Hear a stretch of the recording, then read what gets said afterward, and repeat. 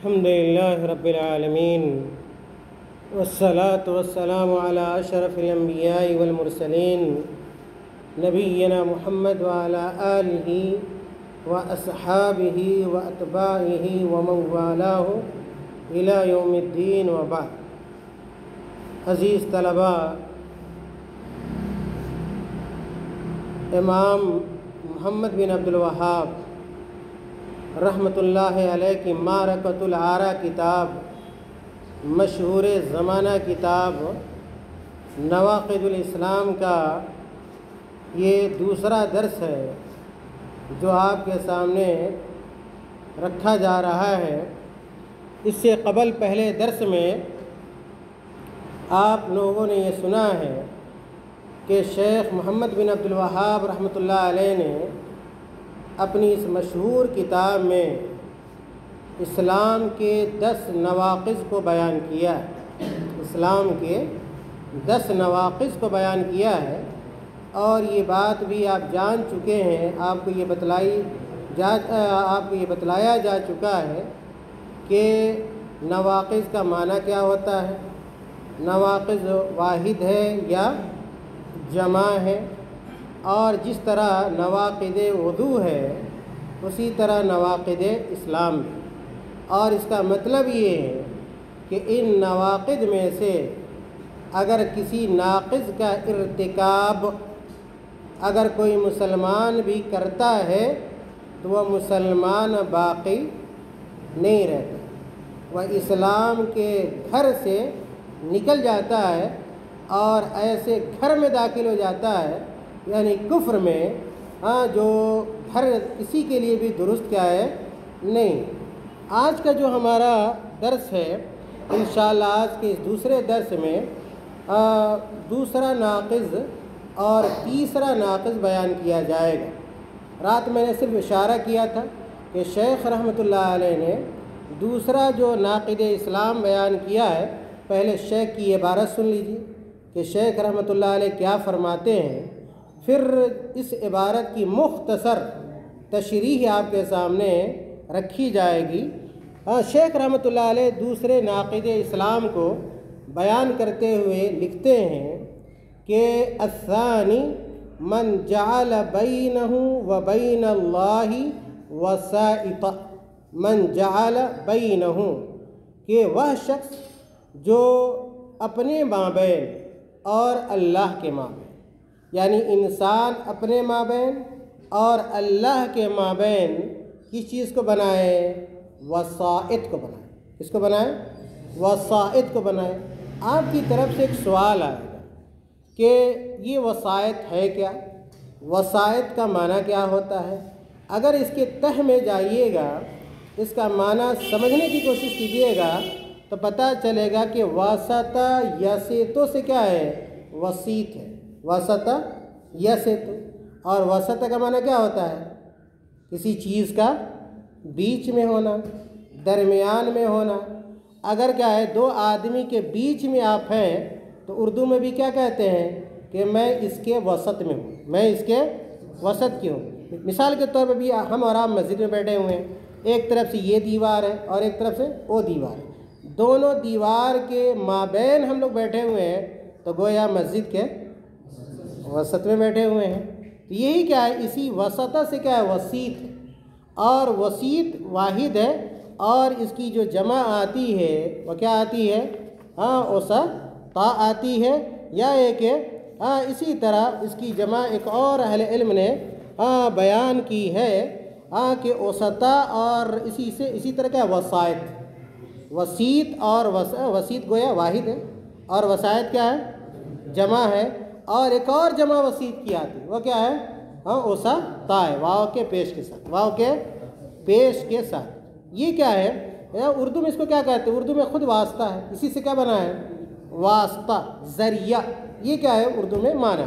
خیر، میں نے وسائط کی لغوی کیا ہے یہ تحلیل کی، تو شیخ رحمۃ اللہ علیہ کہتے ہیں من جعل بینہ و بین اللہ وسائط، کہ وہ آدمی بھی اسلام سے نکل جاتا ہے اور مرتد ہو جاتا ہے جو اپنے مابین اور اللہ کے مابین کوئی واسطہ بناتا ہے، کوئی واسطہ کیا ہے بناتا ہے۔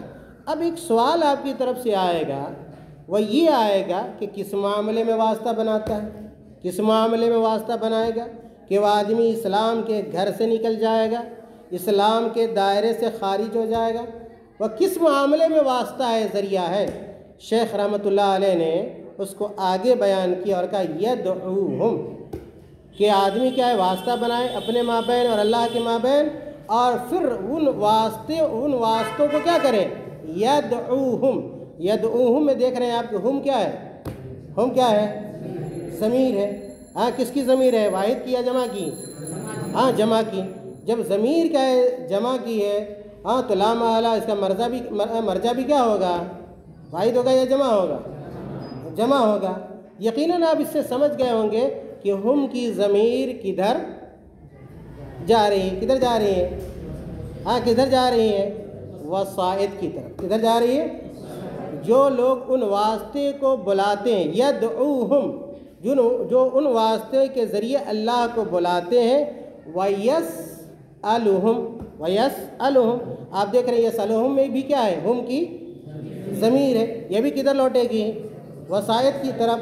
ہاں تو جو لوگ کیا ہے واسطہ بناتے ہیں اپنے مابین اللہ کے مابین، اور پھر ان واسطوں کے ذریعے بلاتے ہیں، پکارتے ہیں۔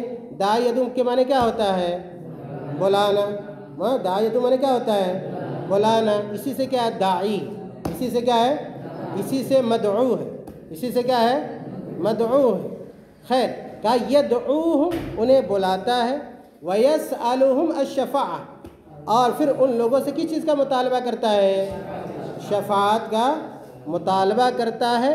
وَيَتَوَكَّلُ عَلَيْهِمْ، اور وہ لوگ جو ان کے اوپر کیا کرتے ہیں؟ آپ دیکھیں کہ وہ یتوکلو کے بعد بھی کیا ہے؟ ہاں ہم کی کیا ہے؟ علیہم میں ہم کی کیا ہے؟ ضمیر ہے، یہ بھی کدھر لوٹ رہی ہے؟ ہاں وسائط کی طرف۔ کہا اس کے بعد یہ ساری باتوں کے بیان کرنے کو، اب تک کی باتوں کا خلاصہ کیا ہوا؟ کہ جو شخص، پھر سے سنیے، غور سے سنیے، توجہ بالکل، علم حاصل کرنے کے لیے یاد رکھیے توجہ ضروری ہے۔ توجہ اگر آپ نہیں دیں گے، یاد رکھیے آپ لاکھ سینکڑوں درس میں بیٹھ جائیں، سینکڑوں کیا کلاسیں کر لیں، آپ کچھ فائدہ نہیں ہوگا، سمجھ رہے ہیں؟ اسی لیے آپ دیکھتے ہوں کہ کلاس میں بہت سارے بچے بیٹھتے ہیں، استاد درس دیتا ہے، پڑھاتا ہے، بات انہی بچوں کو سمجھ میں آتی ہے جو توجہ سے، اور جو بچے صرف بیٹھے رہتے ہیں اور ان کا ذہن و دماغ کہیں اور ہوتا ہے، وہ باتوں کو بیٹھنے کے باوجود، سننے کے باوجود بات انہیں سمجھ میں نہیں آتی۔ کیوں نہیں آتی؟ اس لیے کہ وہ بیٹھے ضرور ہیں، وہ حاضر ضرور ہوئے ہیں، لیکن انہوں نے توجہ سے استاد کی باتوں کو نہیں سنا ہے۔ اسی لیے میں آپ لوگوں کو کہہ رہا ہوں کہ اگر آپ بیٹھیں تو توجہ کے ساتھ بیٹھیں اور غور سے باتوں کو سننے کی کوشش کریں۔ جب غور سے سنیے گا تو انشاءاللہ بات آپ کو سمجھ میں آئے گی اور آپ کو فائدہ ہوگا، ورنہ بیٹھنے سے کوئی فائدہ نہیں ہے۔ خیر، کہتے ہیں آگے وَيَتَوَكَّلُ عَلَيْهِمْ، اور جو لوگ اللہ کے مابین، اپنے مابین اور اللہ کے مابین واسطے بناتے ہیں، ان واسطوں کے ذریعے اللہ کو، کس کو بلاتے ہیں؟ اللہ کو۔ واسطوں بلا کس کو رہے ہیں؟ اللہ کو، لیکن واسطہ کس کو بنائے ہوئے ہیں؟ انسان کو بنائے ہوئے ہیں۔ اور وہ انسان زندہ ہے یا مردہ ہے؟ مردہ ہے۔ وہ انسان کیا ہے؟ مردہ ہے۔ اسی طرح کیا ہے؟ ان مردہ کیا ہے؟ انسانوں سے کیا کر رہے ہیں؟ شفاعت کا مطالبہ کر رہے ہیں، سوال کر رہے ہیں۔ اور اسی طرح ان جو مردہ واسطہ ہے، اس کے اوپر کیا کر رہے ہیں؟ بھروسہ بھی کر رہے ہیں۔ وَيَتَوَكَّلُ عَلَيْهِمْ، جو ان مردہ واسطوں پر بھروسہ کرتے ہیں۔ شیخ رحمۃ اللہ علیہ اب اس کا حکم بیان کرتے ہیں کہ اگر کوئی آدمی اپنے مابین اور اللہ کے مابین کسی کو واسطہ بنائے، اس واسطے کے ذریعے اللہ کو پکارے، اللہ تعالیٰ سے شفاعت کا سوال کرے، اور اس کے اوپر، ان واسطے کے اوپر کیا بھروسہ کرے، اب ایسے آدمی کا حکم کیا ہے؟ ایسے آدمی کا شرعی حکم کیا ہوگا؟ مسلمان ہوگا یا کافر ہوگا؟ شیخ رحمۃ اللہ علیہ کہتے ہیں کفر اجماعاً، کفر اجماعاً، ایسا آدمی بالاجماع، اتفاقی طور پر کیا ہو جائے گا؟ کافر ہو جائے گا۔ خیر، یہ شیخ کی عبارت تھی جو 1.5 سطر کی یا 2 سطر کی عبارت ہے، اس عبارت میں معنی کا ایک سمندر، معنی کا کیا ہے؟ سمندر ہے۔ عقیدے کے اہم موضوعات کو اور مسائل کو شیخ رحمۃ اللہ علیہ نے بیان کر دیا ہے۔ مثال کے طور پہ آپ دیکھیے شیخ کی عبارت کو، شیخ نے کہا من جعل بینہ و بین اللہ وسائط، میں نے معنی آپ کے لیے بیان کر دیا، اب اس معنی کے اعادے کی یا دہرانے کی ضرورت کیا ہے؟ نہیں۔ شیخ رحمۃ اللہ علیہ کی اس عبارت پر اگر آپ غور کیجئے گا تو آپ کو پتہ چلے گا کہ اس ناقص کو، جو دوسرا ناقض اسلام ہے، اس کو بیان کرتے ہوئے شیخ رحمۃ اللہ علیہ نے شرک ظاہر کو بھی بیان کیا ہے اور شرک باطن کو بھی بیان کیا ہے۔ شرک ظاہر، جس کو بعض لوگ کہتے ہیں شرک ظاہر بھی ہے، اور کیا ہے، آپ اس کو باطن کہیے، خفی کہیے، ہاں دونوں کا معنی کیا ہے؟ یکساں ہے۔ تو شیخ رحمۃ اللہ علیہ نے اس چھوٹے سے جملے میں کہ من جعل بینہ و بین اللہ وسائط، شرک ظاہر کو بھی بیان کیا اور شرک باطن کو بھی کیا کیا ہے؟ بیان کیا۔ اور یاد رکھیے چاہے وہ شرک ظاہر ہو یا شرک باطن ہو، یہ دونوں کیا ہے؟ شرک اکبر، دونوں کیا ہے؟ شرک اکبر ہیں۔ اب ایک سوال آپ کی طرف سے آئے گا کہ یہ جو عبارت ہے، اس کے بعد پھر شیخ نے کہا یدعوہم ویسألہم الشفاء ویتوکل علیہم، اس میں شرک ظاہر کہاں ہے اور شرک باطن کہاں ہے؟ شرک ظاہر کہاں ہے اور شرک باطن کہاں ہے؟ آپ غور کیجئے کہ شیخ رحمۃ اللہ علیہ نے کہا کہ یدعوہم ویسألہم، یدعوہم ویسألہم، دعا کس سے ہوتی ہے؟ ہاتھ سے۔ دعا کیسے کریں گے؟ ہاتھ سے یا پاؤں سے؟ ہاتھ سے دعا کرتے ہیں، ہاتھ بولے گا، منہ سے دعا کریں گے نا؟ ہاں منہ سے، یعنی جو زبان ہے، دعا کا تعلق کس سے ہے؟ زبان سے، یعنی قول سے۔ اور جب آپ قول یعنی بولیں گے تو سنائی دے گا یا نہیں سنائی دے گا؟ ہاں تو وہ ظاہر ہوگا یا باطن ہوگا؟ قول کیا ہے؟ ظاہر ہوگا۔ اسی طرح آپ کسی سے سوال اگر کر رہے ہیں، مانگ رہے ہیں، مطالبہ کر رہے ہیں، اس کا بھی تعلق کس سے ہے؟ زبان سے یا ہاتھ سے؟ یقیناً زبان سے ہے۔ یہ دونوں جو جملہ ہمارا شیخ رحمۃ اللہ علیہ کا کہ یدعوہم ویسألہم، یہ دونوں جملہ یہ اس بات کی طرف اشارہ کرتا ہے کہ اس سے مراد کیا ہے؟ شرک ظاہر ہے۔ شرک کیا ہے؟ ظاہر ہے۔ اور یہاں پہ ایک نقطہ بہت ہی قابل غور ہے کہ جو مشرکین مکہ تھے وہ بھی شرک کرتے تھے، اس لیے تو مشرک کہا جاتا ہے، ہاں اس لیے ان کو مشرک کہا جاتا ہے۔ اور یاد رکھ لیجیے مشرکین مکہ کا جو شرک تھا وہ یہی کیا ہے؟ شرک تھا کہ وہ اللہ کو مردے کے حوالے سے کیا کرتے تھے؟ پکارتے تھے، ان کو اپنا کیا وسیلہ سمجھتے تھے، ان کو واسطہ رکھتے تھے، واسطہ بناتے تھے۔ جیسے مشرکین مکہ ان کے کچھ کیا ہے؟ بت تھے نا، بت، یہ لات، یہ عزیٰ، یہ منات، یہ سارے ان کے کیا ہے؟ بت تھے، اور انہی کے حوالے سے وہ اللہ تعالیٰ سے کیا ہے؟ دعا کیا کرتے تھے۔ مثال کے طور پہ وہ لات کے پاس جاتے تھے، منات کے پاس جاتے تھے اور کہتے تھے کہ آپ دعا کرو کہ اللہ تعالیٰ بارش برسائے، اللہ تعالیٰ کیا برسائے؟ بارش برسائے۔ آپ دعا کرو کہ میرے گھر کیا ہے؟ بیٹا پیدا ہو جائے، آپ دعا کرو کہ میری تکلیفیں کیا ہو جائیں؟ دور ہو جائیں۔ یہ مردے کو بیچ میں کیا بنا رہے ہیں؟ واسطہ، اور کیا ہے؟ ذریعہ اور سبب کیا ہے؟ بنا رہے ہیں۔ اور یہی شرک ان کا تھا، مشرکین مکہ کا تھا، یا پہلے زمانے کے کیا ہے؟ مشرکین کا تھا۔ اس زمانے میں دیکھیے آج بھی مشرکین موجود ہیں، کافی تعداد میں، کثیر تعداد میں، اور ان کا شرک بھی کیا ہے؟ آج کے مشرکین کا دیکھیے گا، آج کے مشرکین کا شرک بھی کیا ہے؟ مشرکین مکہ کے شرک کے بالکل کیا ہے؟ مشابہ۔ آج بہت سارے لوگ ہیں جن کو آپ سمجھتے ہیں مسلمان ہیں، ہے نا؟ دیکھیے کتنے مزارات بنے ہوئے ہیں، کتنے درگاہ بنے ہوئے ہیں، کتنی خانقاہیں بنی ہوئی ہیں، اور وہاں کثیر تعداد میں مسلمان جا رہے ہیں۔ جب ان سے کہیے کہ آپ کیوں جاتے ہو وہاں، کیوں جا رہے ہو قبر والے کے پاس، بابا کے پاس کیوں جا رہے ہو؟ وہاں مت جاؤ، گناہ ہے، شرک ہے۔ تو کیا کہتے ہیں کہ ہم وہاں اس لیے جاتے ہیں کہ وہ لوگ اللہ تعالیٰ کے قریبی، اللہ تعالیٰ کے نزدیکی ہیں، قریبی ہیں. ہم ان کو نہیں بلاتے ہیں، ہم ان سے دعا نہیں کرتے ہیں، ہم ان سے نہیں مانگ رہے ہیں، بلکہ ان کے ذریعے اللہ سے مانگ رہے ہیں. اب آپ یہ بتائیے کہ مشرکین مکہ کے شرک اور آج کے مسلمانوں کے شرک میں کوئی فرق ہے؟ کوئی فرق نہیں. جب دونوں میں کوئی فرق نہیں ہے تو دونوں کے حکم میں کوئی فرق ہوگا؟ یقیناً کیا ہے؟ نہیں ہوگا. جو حکم کیا ہے ان مشرکین کا تھا وہی حکم کیا ہے ان مشرک. مثال کے طور پہ بہت سارے کیا ہے مسلمان اللہ کے رسول صلی اللہ علیہ وسلم سے متعلق کیا کہتے ہیں یا رسول اللہ، اے اللہ کے رسول صلی اللہ علیہ وسلم آپ اپنے رب سے یہ کہیے کہ بارش برسا. آپ اپنے رب سے کہیے یا رسول اللہ، اے اللہ کے رسول آپ اپنے رب سے کہیے کہ وہ کیا برسائے؟ بارش برسائے. میری بیماری کو کیا کر دیں؟ دور کر دیں. مجھے امتحان میں کیا کر دیں؟ میری شادی کسی اچھے کیا ہے گھرانے کسی اچھی کیا ہے لڑکا لکھے تو لڑکی سے، اور لڑکی لکھے تو کیا ہے لڑکے کے لیے. یہ سب کیا ہے؟ شرک ہے یا نہیں ہے؟ آپ کو یہ واقعہ سناؤں. جب میں مدینے میں تھا تو مسجد نبوی میں کیا ہے 2 گھنٹہ 3 گھنٹہ کام کرتا تھا حیۃ الامر بالمعروف، جہاں اللہ کے رسول صلی اللہ علیہ وسلم کی قبر ہے نا. مسجد نبوی ابھی جو ہے وہ مسجد نبوی کے باہر تھا، لیکن اب کیا ہے مسجد نبوی کے حدود میں وہ قبر ہے اللہ کے رسول صلی اللہ علیہ وسلم کی.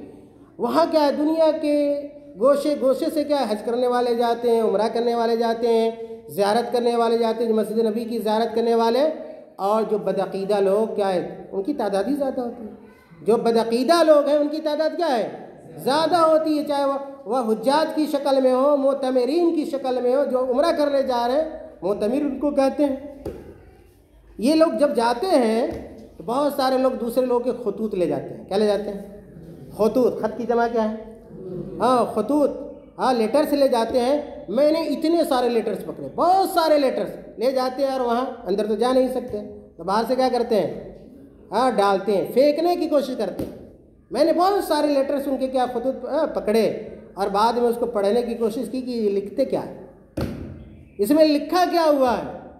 حیرت ہوئی جب میں نے ان خطوط کو پڑھا تو اس میں اسی طرح کے کیا ہے شرکیہ جملے لکھے ہوتے ہیں کہ اے اللہ کے رسول صلی اللہ علیہ وسلم آپ میرا یہ کر دیجیے. کچھ تو کھلم کھلا جو کفر ہے، شرک نہیں بلکہ کیا ہے کفریہ کلمات لکھتے ہیں کہ جو دعا اللہ سے، ہمیں دعا کس سے کرنی چاہیے؟ اللہ. ہمیں پکارنا کس کو چاہیے؟ تو اللہ کو نہ پکار کے اللہ تعالیٰ سے دعا نہ کر کے کس سے دعا کرتے ہیں؟ کس کو پکارتے ہیں؟ اللہ کے رسول صلی اللہ علیہ وسلم کہ میری یہ بنا دیجئے، میری یہ بگڑی ہوئی ہے، میرے اوپر قرض ہے، میرے بیٹی کی شادی نہیں ہو رہی ہے، میں اس مرض میں مبتلا ہوں. اس طرح کے جملے کیا ہے اس خط میں کیا ہے لکھے ہوئے. عزیز طلبہ، اس لیے ان چیزوں کا جاننا، شرک کو پہچاننا، توحید کو پہچاننا اور شرک سے بچنا اور توحید پر قائم پوری مضبوطی کے ساتھ قائم و دائم رہنا ہر مسلمان کی، چاہے وہ عالم ہو یا طالب ہو، اس کی کیا ہے ذمہ داری. خیر آگے بڑھتے ہیں. تو یہ کیا ہے آپ نے دیکھا کیا ہے کہ یدعوہم ویسألہم الشفاعہ. اس میں نشانی ہے. کس چیز کی نشانی؟ یا دلیل ہے. کس چیز کی دلیل ہے؟ شرک ظاہر کی. شرک کیا ہے؟ ظاہر کی. اب آپ کا ایک دوسرا سوال آیا میرے پاس. وہ سوال یہ ہے کہ آپ نے بتا دیا کہ شرک ظاہر یہ ہے، اور شیخ رحمۃ اللہ علیہ کی عبارت سے شرک ظاہر کا پتہ چلتا ہے. شرک باطن کا پتہ کیسے چلتا ہے؟ شرک باطن کا تو آپ دیکھیے شیخ رحمۃ اللہ علیہ کے جملے پر کہا کہ وَيَتَوَكَّلُ عَلَيْهِمْ، کہ جو ان کیا ہے واسطوں پر بھروسہ کیا ہے اور توکل کیا ہے کرتا ہے. بھروسہ کو کس نے دیکھا ہے؟ ہاتھ اٹھائیے. جس نے بھروسہ نامی انسان کو دیکھا ہو. دیکھا ہے کسی نے؟ کسی نے نہیں دیکھا. جس کو آپ نے نہیں دیکھا ہے وہ ظاہر ہے یا باطن ہے؟ باطن اسی کو کہتے ہیں جو پوشیدہ ہو، جس کو آپ نہ دیکھ سکیں. اس لیے توکل جو ہے، اور ہمیں توکل کس کے اوپر کرنا چاہیے؟ توکل کس کے اوپر کرنا چاہیے؟ اللہ کے اوپر کرنا چاہیے. ہمیں امید کو کسی نے دیکھا؟ امید کو ڈھونڈتے رہیے گا بازار میں، امید نہیں ملے گی. آپ کے خوف کو کسی نے دیکھا ہے؟ خوف کو، ڈر اور خوف کو، یہ سب کیا ہے؟ یہ سب باطنی چیز ہے، یہ سب باطنی چیز ہے۔ خیر کیا ہے؟ یہ جو جملہ ہے شیخ کا وَيَتَوَكَّلُ عَلَيْهِمْ کہ جو ان کے واسطوں پر بھروسہ کیا ہے کرتا ہے، اور یہ توکل کا تعلق، توکل کا تعلق، اسی طرح خوف کا تعلق، امید کا تعلق کس سے ہے؟ یہ ہمارے اعضاء و جوارح سے ہے، زبان سے ہے، کس سے ہے؟ کس سے ہے؟ دل سے۔ یاد رکھیے گا، اور یاد رکھیے نقطے کی بات کہ جس طرح مواخذہ ہمارا اللہ تعالیٰ زبان کے قول پر کرتا ہے، ہمارے اعضاء و جوارح کے فعل پر کرتا ہے، اسی طرح ایک مسلمان کا مواخذہ کیا ہے؟ دلوں کے افعال پر بھی کیا ہے؟ ہوتا ہے۔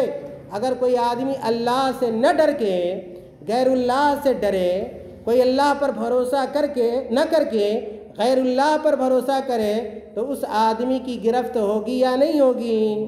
یقیناً کیا ہے؟ اس آدمی کی گرفت کیا ہے؟ ہوگی۔ گویا کیا ہے؟ آپ نے شرک ظاہر کو سمجھا، شرک باطن کو سمجھا، اور میں نے شروع میں بتایا کہ شرک ظاہر اور شرک باطن دونوں کا حکم کیا ہے؟ یکساں ہے، دونوں کا حکم کیا ہے؟ برابر ہے۔ جو آدمی شرک ظاہر یا شرک باطن کا ارتکاب کرتا ہے، یاد رکھیے کہ اس کے سارے اعمال کیا ہو جاتے ہیں؟ حبط ہو جاتے ہیں۔ کیا ہوتے ہیں؟ حبط کا معنی کیا ہوتا ہے؟ برباد ہو جاتے ہیں۔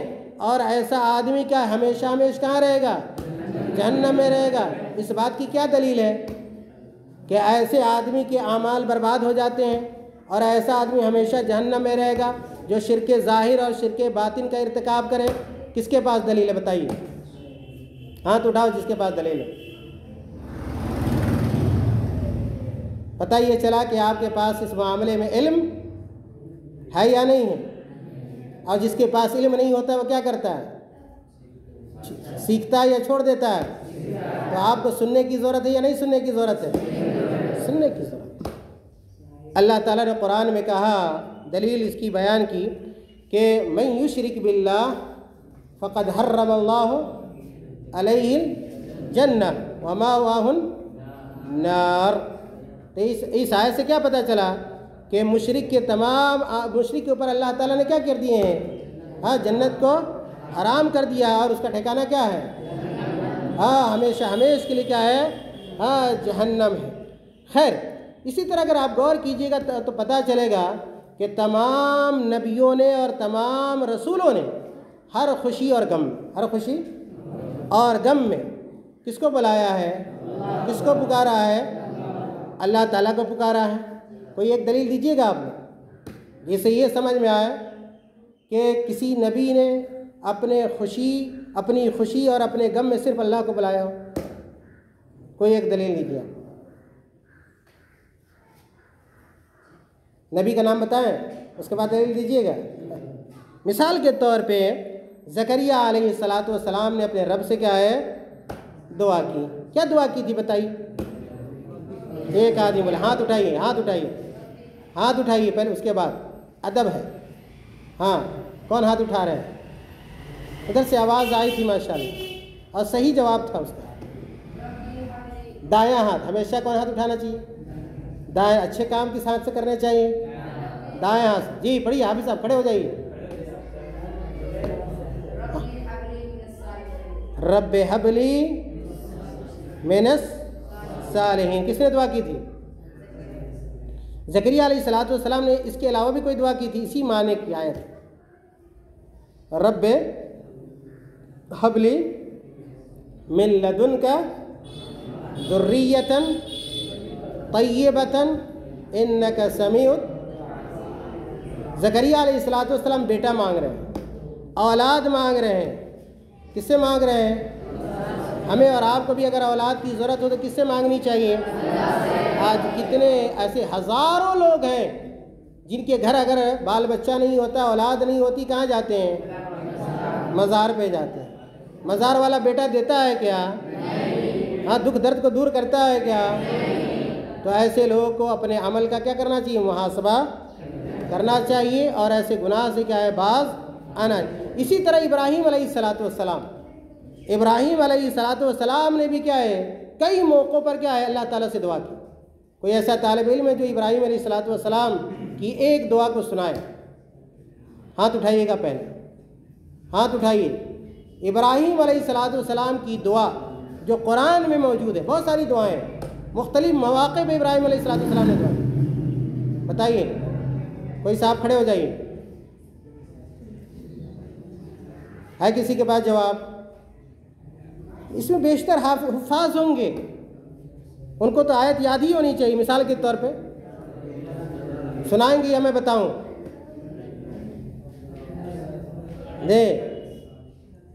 کوئی نہیں بتا رہا. خیر, دیکھیے کیا ہے, ابراہیم علیہ السلام کیا دعا کرتے ہیں اللہ تعالیٰ سے؟ کیا دعا کرتے ہیں؟ رب اجعل ھذا بلدا آمنا. ہے کہ نہیں؟ کیا کہا اللہ تعالیٰ نے ابراہیم علیہ السلام نے؟ رب اجعل ھذا بلدا آمنا, کہ اللہ تو اس شہر مکہ کو کیا بنا دے؟ امن والا, سکون والا. کیا ہے شہر؟ کیا ہے؟ کس سے دعا کی؟ ابراہیم علیہ السلام سے پہلے نبی یا رسول تھے یا نہیں تھے؟ نوح علیہ السلام ان کے بعد ہیں یا پہلے ہیں؟ نوح علیہ السلام ابراہیم علیہ السلام سے پہلے ہیں یا بعد میں؟ کتنے لوگ کہہ رہے ہیں پہلے, کتنے لوگ کہہ رہے ہیں بعد میں؟ ہاتھ اٹھائیے. پہلے والے لوگ ہاتھ اٹھائیے, ہاتھ گرائیے. بعد والے لوگ ہاتھ اٹھائیے. کچھ نہیں. ہاں, پتہ یہ چلا کہ نوح علیہ السلام کیا ابراہیم السلام سے؟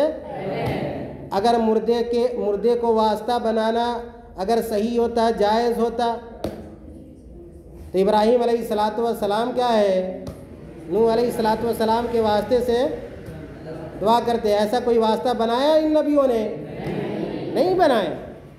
ہاں, اسی طرح ابراہیم علیہ السلام اور سینکڑوں ہزاروں کی تعداد میں تھے, لیکن کسی نبی نے اپنے پہلے والے نبی کو واسطہ اور ذریعہ نہیں بنایا.